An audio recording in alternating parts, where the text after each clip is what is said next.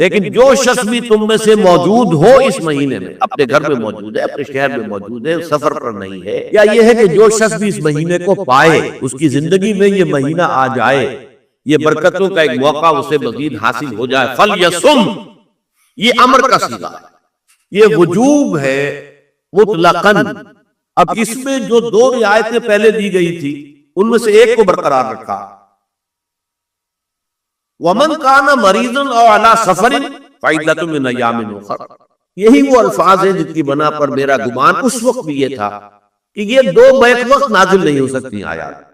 یہ جو تکرار ہے بے معنی تکرار ہو جائے گی پھر اگر ایک ہی وقت میں نازل ہو رہی ہے۔ اور قرآن مجید کی فصاحت اور بلاغت سے یہ چیز بعید ہے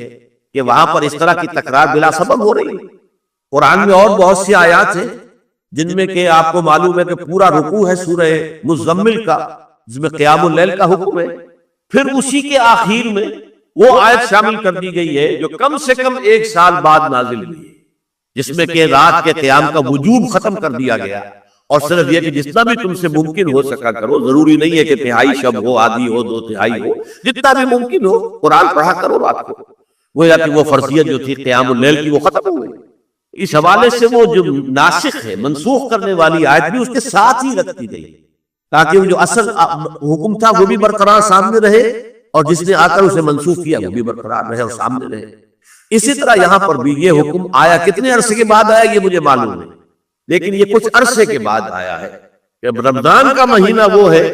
کہ جس میں قرآن نازل کیا گیا۔ اب جو شخص بھی اس مہینے کو پائے اس پر لازم ہے کہ اس کے روزے رکھے۔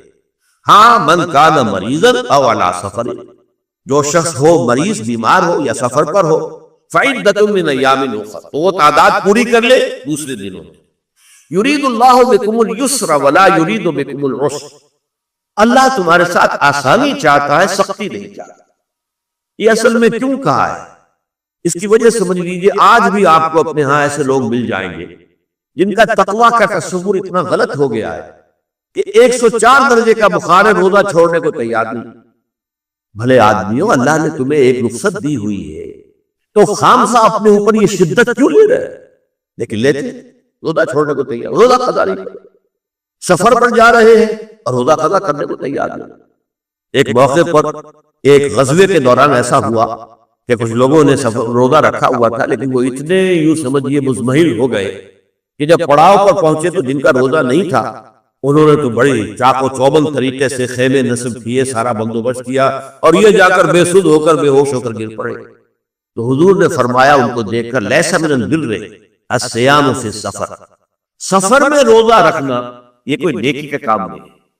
یہ نیکی کا غلط تصور ہے کہ جو تم نے اپنے اختیار کر لیا، یہ تمہارے اندر تشدد پسندی پیدا ہو رہی ہے۔ دین کے احکام میں جو مقصد ہے وہ کیا ہے؟ یرید اللہ بکم الیسر ولا یرید بکم العسر۔ اسی پر عمل کرتے ہوئے حضور نے فرمایا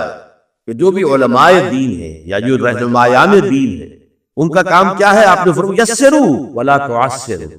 دیکھو آسانیاں پیدا کرو، سختیاں پیدا نہ کرو۔ دین میں سختیاں پیدا کرنا بھی وہ اسر اور اغلال بن جاتا ہے کہ جس کو رفع کرنے کے لیے اور جس سے لوگوں کو، یہودیوں کو اور تمام اہل کتاب کو نجات دینے کے لیے اللہ تعالیٰ نے اپنے رسول محمد صلی اللہ علیہ وسلم کو بھیجا۔ وَيَضَعُ عَنْهُمْ إِصْرَهُمْ وَالْأَغْلَالَ الَّتِي كَانَتْ عَلَيْهِمْ، یہ جہاں وہ نیکی کا حکم دیتے ہیں، بدی سے روکتے ہیں، پاکیزہ چیزوں کو حلال ٹھہراتے ہیں اور خبیث چیزوں کو، ناپاک چیزوں کو حرام قرار دیتے ہیں، وہی وہ لوگوں کے اوپر سے وہ بوجھ بھی ختم کرتے ہیں کہ جو انہوں نے خام خواہ اپنے اوپر لاد دیے۔ تو ان میں سے یہ بھی ہے کہ یہ نیکی کا کام نہیں ہے کہ آپ سفر میں ہیں اور روزہ رکھیں۔ یرید اللہ بکم الیسر ولا یرید بکم العسر وَلِتُكْمِلُوا الْعِدَّةَ، لیکن یہ بات واضح رہے کہ اب تمہارے لیے تعداد کو پورا کرنا لازم ہے، یہ نہیں ہے کہ آپ اس کی جگہ پر فدیہ دے دیں تو بات پوری ہو جائے، نہیں۔ روزے کی تعداد آپ کے رمضان میں 2 روزے 3 روزے چھوٹ گئے بیماری کی وجہ سے، ٹھیک ہے، لیکن دوسرے دنوں میں اس کی قضا دینی لازم ہے۔ وہ روزے رکھنے جو ہے آپ پر لازم ہے، ان کی تعاقب کا کوئی بدل جو ہے وہ فدیہ نہیں ہو سکتا۔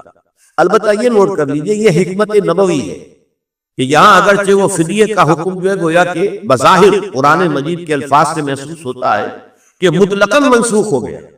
لیکن حضور نے اس کو خاص حالتوں میں باقی رکھا ہے۔ کوئی شخص اتنا بوڑھا ہو چکا ہے یا خاتون اتنی بوڑھی ہو چکی ہے کہ دن بھر کا فاقہ جو ہے اس میں اندیشہ ہے کہ کہیں ہلاک نہ ہو جائے.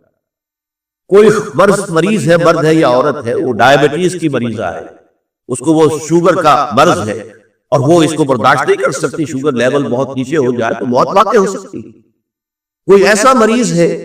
جس کو مرض سے شفا پانے کی اب کوئی امید ہے ہی نہیں کہ میں مرض سے شفا پا جاؤں گا یا پا جاؤں گی تو اس کے بعد میں روزہ مکمل کر دوں، نہیں.